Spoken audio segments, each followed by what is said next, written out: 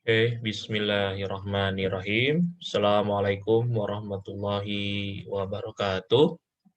Bertemu lagi di pertemuan ketiga ya di mata kuliah Matematika Ekonomi kelas A dan kelas B. Ya, ini untuk kelas A dan kelas B. Pada pertemuan ketiga, kita akan membahas tentang hubungan linear ya. Di sini ya. Materi 2 hubungan linear, tapi kita karena hubungan linear itu banyak, kita penerapannya ke keseimbangan pasar ya. Jadi artinya hubungan linear untuk keseimbangan pasar. Minggu depan materinya akan lebih sedikit ya tentang pajak ya, pajak terhadap keseimbangan pasar. Jadi ini saya akan bahas dulu konsepnya. Oke.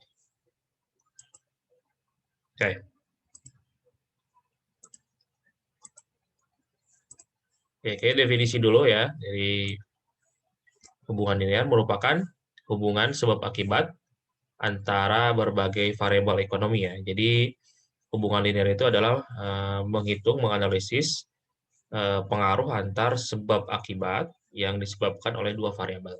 Ya. Misalkan antara variabel permintaan dan harga, antara variabel investasi dengan tingkat bunga, antara ya mereka variabel-variabel ini merupakan salah satu analisis yang dapat dilakukan melalui fungsi linear ya. Kemudian di antara berbagai macam hubungan fungsional yang ada, hubungan linear merupakan bentuk yang paling dasar. Jadi ini yang paling banyak digunakan oleh orang-orang untuk menganalisis fungsi ekonomi ya, analisis ekonomi. Kemudian fungsi, apa itu fungsi? Fungsi adalah suatu hubungan di mana setiap elemen dari wilayah domain itu adalah variabel yang bebas, domain itu, variabel bebas yang mempengaruhi jangkauan suatu elemen di range sebutnya. Jadi yang berhubungan atau variabel yang berpengaruh terhadap variabel lain yang disebut dengan range. Ya, di domain itu adalah suatu variabel yang terdapat indikatornya, di mana variabel ini mempengaruhi terhadap range atau variabel terikat. Kemudian fungsi adalah suatu bilangan, suatu hubungan, ya, relasi, tetapi tidak semua hubungan adalah fungsi. Apa yang disebut fungsi? Di mana Y sebagai simbol fungsi yang merupakan sama dengan F kali X. Sehingga fungsi dapat juga disebut sebagai pemetaan ya, atau transformasi hubungan X yang dipetakan atau ditransformasikan ke Y. Nah, variabel ya, apa itu variabel? Ada dua variabel itu, ada variabel bebas dan variabel terikat.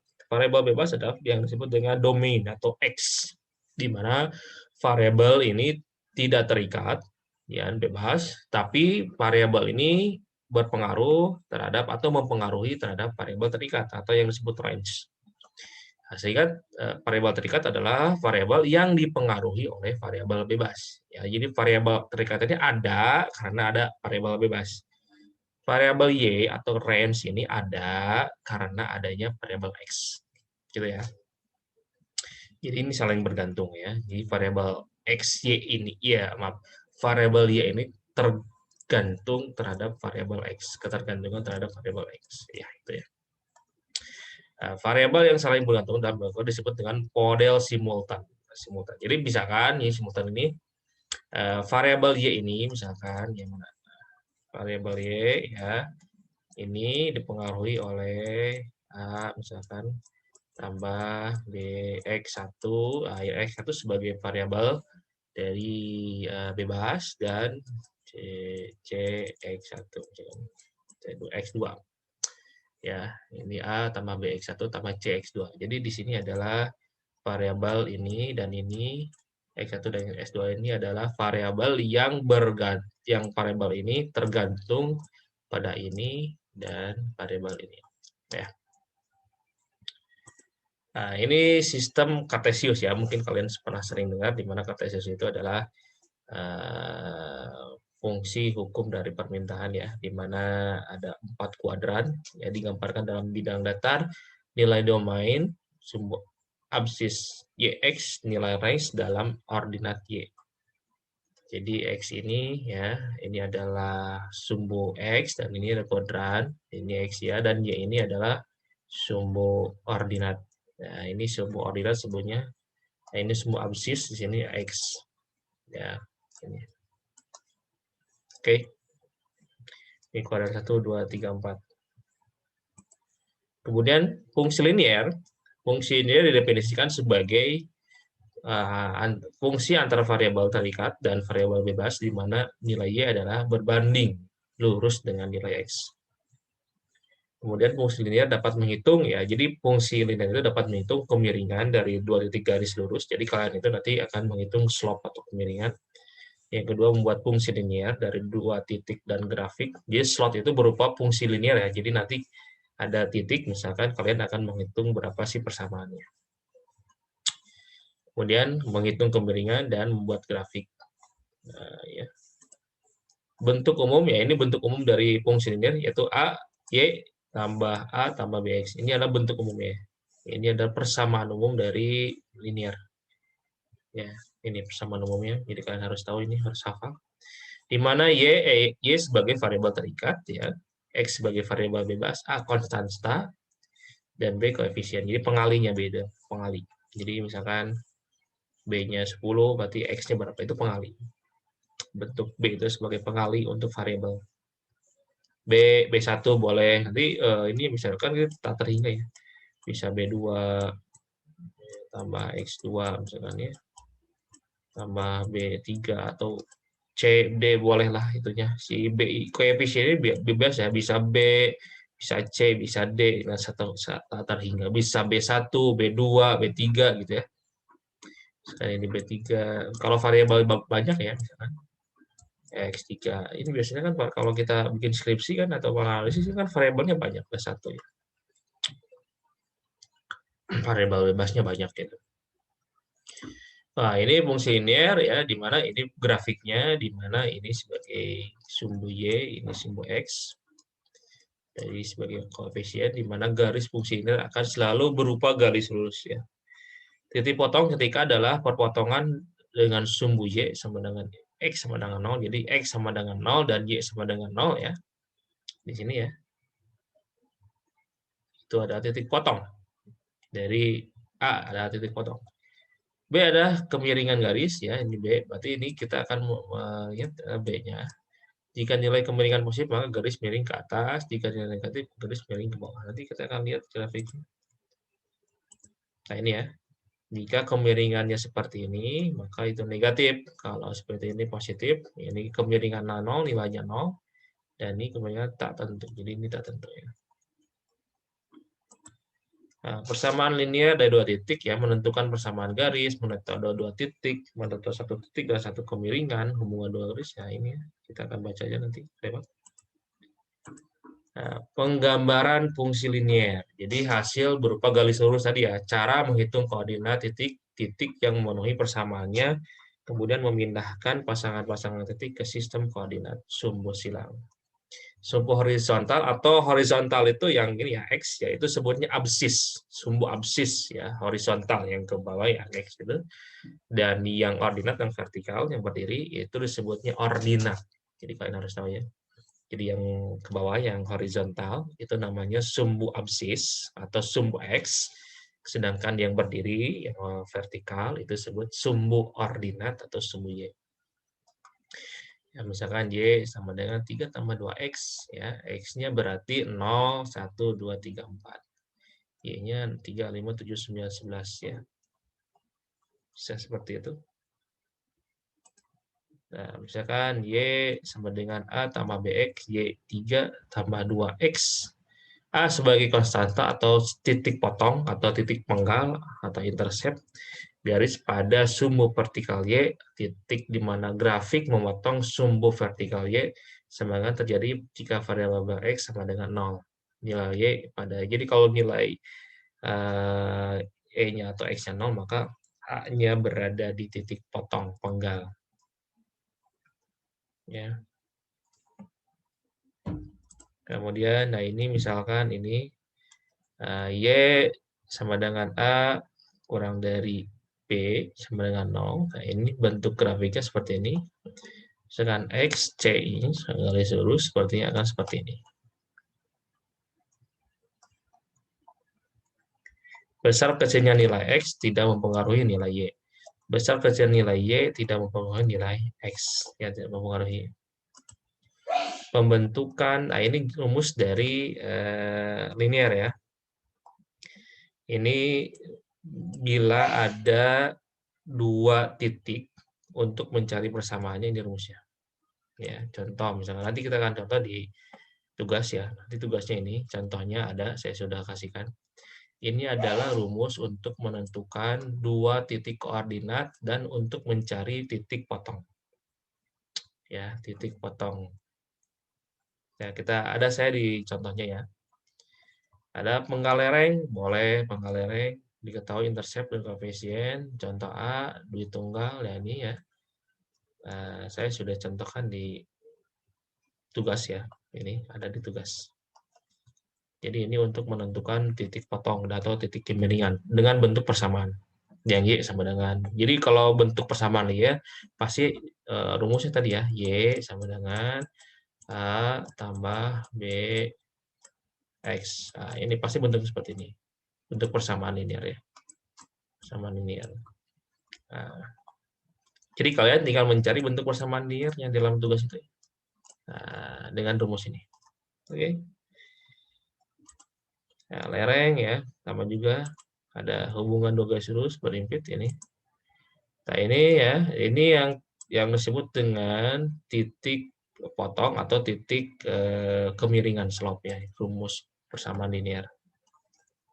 Nah, ini berimpitan, disebut berimpitan, ini sejajar, ini yang disebut berpotongan sumbunya, dan ini tegak lurus. Ya, di sini tegak lurus. Nah, untuk mencari ini ada tiga sebenarnya, ada dengan untuk pencarian sistem persamaan linear ya, ada dengan substitusi, eliminasi, dan determinan. Tapi kita akan bahas dua aja. Nih, jarang determinan.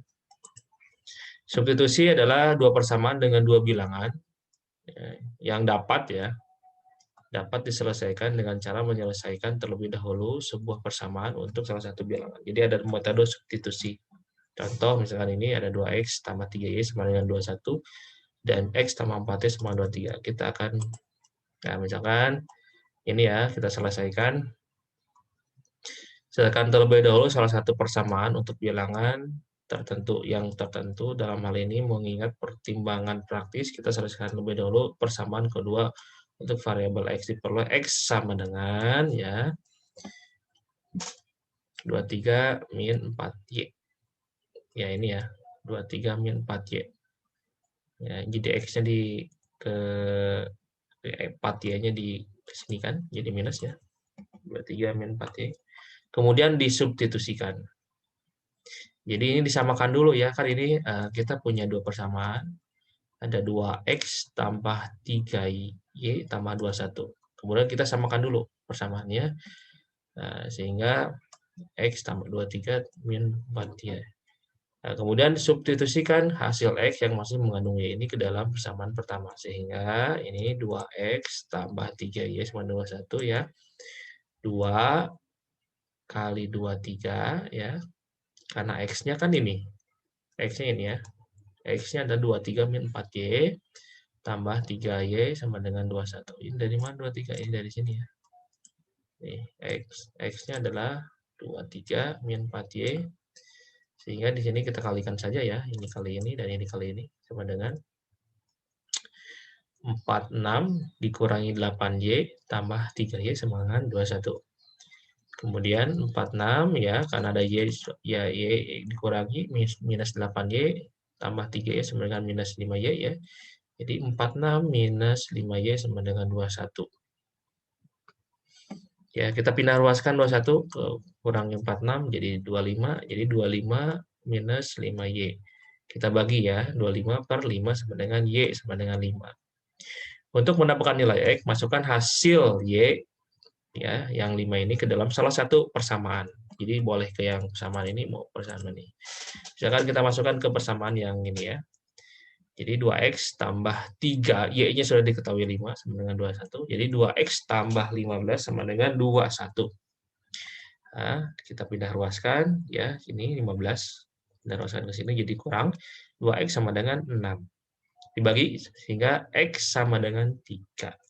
Sehingga titik pada dua persamaan ini adalah 3,5. Ya, diketahui bahwa untuk titik pada persamaan ini adalah 3,5. Oke, gitu ya. Paham ya? Jadi kalau tidak paham nanti boleh bertanya di grup atau di forum. Kemudian ini eliminasi. Ini metode eliminasi. Tadi metode substitusi. Ini sama nih soalnya. Oke, kita akan coba. Dua persamaan dengan dua bilangan yang dapat diselesaikan dengan menghilangkan untuk sementara. Carilah, gini ya. Ini mungkin sering ya di ini metode eliminasi. Ini dikalikan, jadi X-nya harus dinolkan. Bagaimana caranya? Ini kan ada 2X, ya, berarti ini dikali 2 ya. Ini dikali 1, ini kali 2. Agar apa? Agar X ini hilang. Ya, agar X ini hilang. Sehingga 2X tambah, ini kali 1 ya, ini kalikan 1, 2X tambah 3Y sama dengan 21, dan ini dikalikan 2. 2X tambah 8Y sama dengan 46. Ini dikalikan 2 semua. Jadi X-nya harus habis. Ya, untuk eliminasi. Gampang ya, ini sering mungkin di SMA ya. Kemudian kita eliminasi. Ini udah kurang ya, jadi minus 5Y.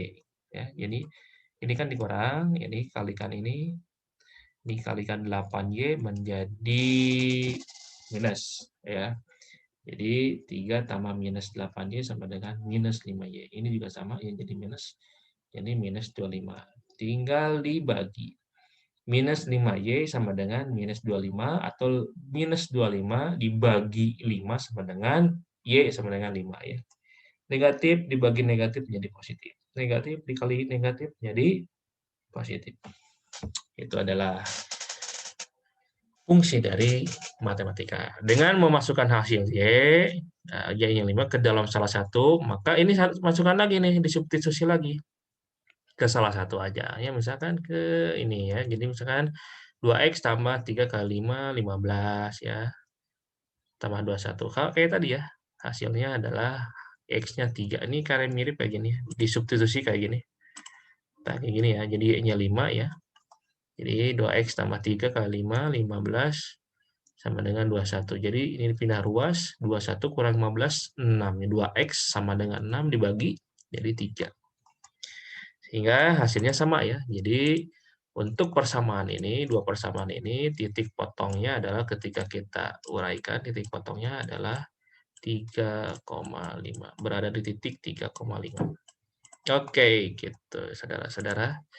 Bagaimana penerapan ekonominya? Banyak sekali penerapan ekonomi. Untuk minggu pertama ini, minggu ketiga ini, kita akan menghitung fungsi permintaan, fungsi penawaran, dan keseimbangan pasar. Apa itu fungsi permintaan? Fungsi permintaan merupakan hubungan antara variabel harga dan variabel jumlah. Jumlah apa? Barang atau jasa. Jadi kuantitas dari barang atau jasa. Nah, sedangkan fungsi penawaran adalah menghubungkan antara variabel harga dengan variabel jumlah yang ditawarkan. Ya. Nah, ini fungsi permintaan ya, Q sama dengan A minus B kali P. Atau P-nya adalah, apa P-nya? A min B dikurangi.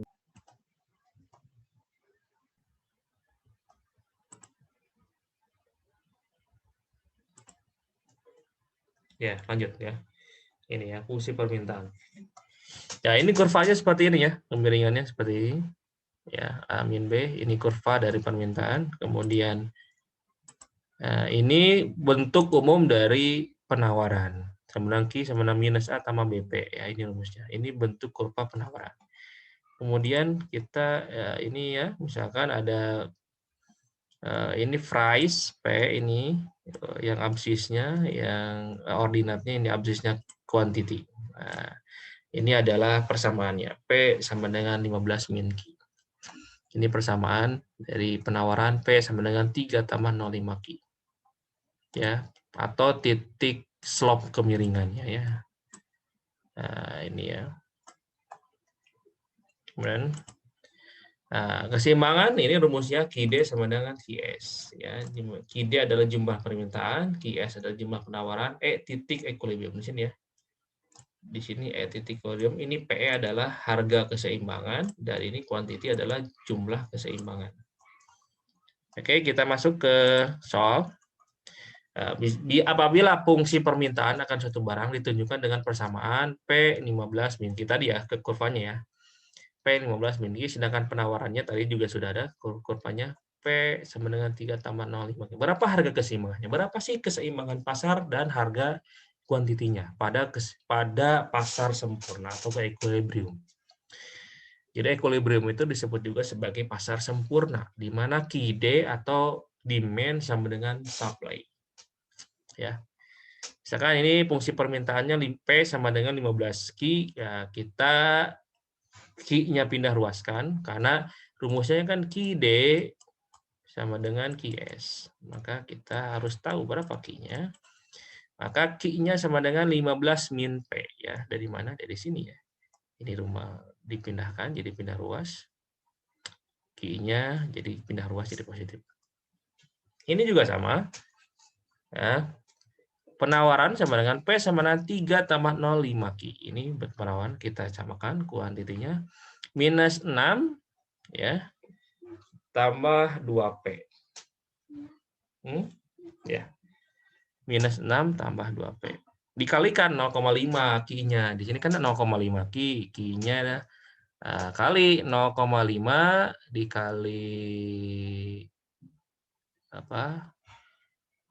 P kali 1 jadi 2P dan 0,5 dikali 3 menjadi minus 6 ya. Jadi 0,5 Q ya, 0,5 Q itu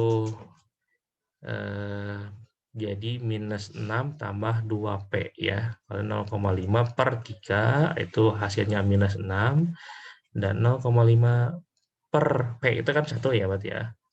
Per 1 berarti hasilnya 2P. Gitu ya. Nah, hasilnya adalah 5 QD sama QS ya. QD-nya min 15 min P, gimana QD? Permintaan demand ya, 15 min P dan QS-nya min 6 tambah 2P. Sehingga 15 minus P sama dengan minus 6 tambah 2P. Nah, pindah ruaskan minus 6-nya jadi 21, 15 tambah 6, ini pindah ruaskan juga jadi 3P. P sama dengan 7. Ya, bagi 3 bagi 21 jadi 7. Jadi P-nya sudah diketahui nih 7 ya. Nah, kita substitusi nih ke mana saja, baik itu ke persamaan penawaran atau ke permintaan. Kita masukkan ke yang permintaan yang demand. Q sama dengan 15 sama dengan P-nya 7. Sehingga Q-nya ada di 8. Sehingga sudah diketahui nih harga keseimbangan ya pada persamaan tadi harganya 7 dan kuantitinya 8. Inilah. Nah, ini kita bikin grafiknya nanti. Ini grafiknya. Ini grafik tadi demand ini dan adalah key supply ya, ini permintaan. Dari inilah titik potong. Jadi equilibrium adalah titik potong dari QD dan QS. Nah, ini ya. Dan inilah ya di mana titik sempurna. Di mana titik sempurnanya berada di titik harganya 7, kuantitinya 8. Oke, gitu aja ya yang bisa saya sampaikan pada kesempatan hari ini. Semoga paham, dan kalau tidak paham boleh bertanya baik di grup WA atau di kuliah. Gitu aja yang bisa saya sampaikan ya. Tugasnya tolong dikerjakan.